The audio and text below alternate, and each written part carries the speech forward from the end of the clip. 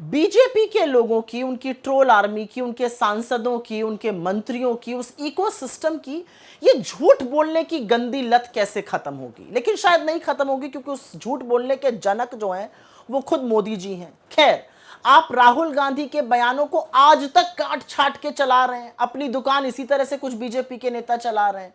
ये कब समझ में आएगा आपको कि राहुल गांधी के खिलाफ झूठ परोसने से, उनके खिलाफ नाहक आरोप लगाने से जनता नहीं खुश हो रही है, जनता आपके साथ नहीं है, क्योंकि जनता और लोग इस देश के समझते हैं कि इस देश का जननायक कौन है और कौन उनके साथ मुश्किल के वक्त में हर मोड़ पर खड़ा हुआ है। लेकिन क्योंकि झूठा आक्रोश दिखाया जा रहा है तो कुछ बातें बोलनी यहां पे जरूरी है।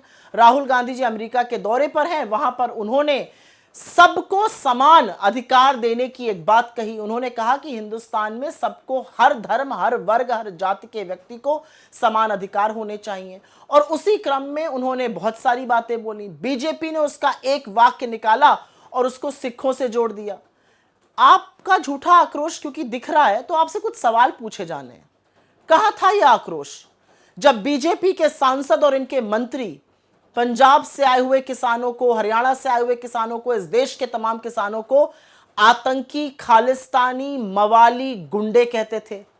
कहां था आपका आक्रोश जब पंजाब से आए हुए किसान, हरियाणा से आए हुए किसान, इस देश के तमाम किसानों में से 750 किसानों की अपने हक के लिए लड़ते हुए शहादत हुई? कहां था आपका आक्रोश जब नरेंद्र मोदी ने किसानों, और वो किसान जो पगड़ी पहने हुए थे, जो पग पहने थे, उनके लिए बड़ी बड़ी चट्टानें खड़ी कर दी, रास्ते खुदवा दिए, तारे और कीले गड़वा दी कि वो दिल्ली में एंटर ना कर सके, किलेबंदी कर दी दिल्ली की? कहां था आपका आक्रोश जब आपकी सांसद इस देश के अन्नदाताओं को, इस देश के किसानों को हत्यारा और बलात्कारी कहते हैं?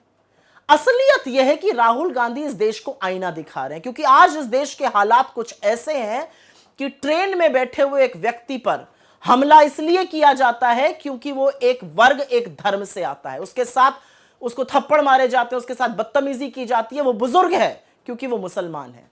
शक के घेरे में एक आदमी की पीट पीट कर हरियाणा में हत्या कर दी गई क्योंकि शक था कि वो मुसलमान है और वो कुछ मीट कैरी कर रहा था।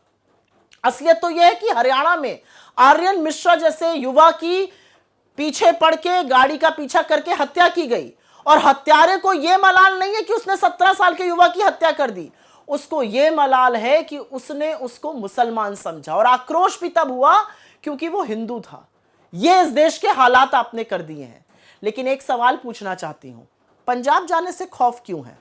ये वही प्रधानमंत्री है ना जिन्होंने पंजाब की अस्मिता पर सवाल उठा दिया था, पंजाब में अपने खिलाफ असुरक्षा पर सवाल उठा दिया था। क्या पंजाबीज आपको सुरक्षित नहीं रख सकते थे? क्या पंजाब आपको सुरक्षित नहीं रख सकता था? झूठा आक्रोश दिखाना, काट छाट के बयान चलाना, इस तरह की राजनीति का सहारा बीजेपी लगातार तब तक लेती रहेगी जब तक मुद्दों से भटकाएगी। लेकिन आपके सामने विपक्ष खड़ा है, इंडिया अलायंस खड़ा है, कांग्रेस पार्टी खड़ी है, राहुल गांधी खड़े हैं, और मुद्दों से हम आपको भटकने नहीं देंगे।